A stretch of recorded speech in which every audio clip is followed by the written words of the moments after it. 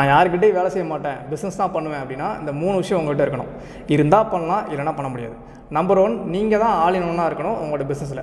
எப்படி அப்படின்னா, for example நீங்கள் டிஜிட்டல் மார்க்கெட்டிங் பிஸ்னஸ் பண்ணுறீங்கன்னு வச்சுக்கோங்க, கிளைண்ட் எடுக்கிறது மட்டும் உங்கள் வேலையாக இருக்கக்கூடாது. அவங்களுக்கு ஆர்டர் பண்ணுறது, போஸ்டர் டிசைன் பண்ணுறது, வீடியோ எடிட் பண்ணுறது, இதெல்லாம் உங்களுக்கு பண்ண தெரியணும்.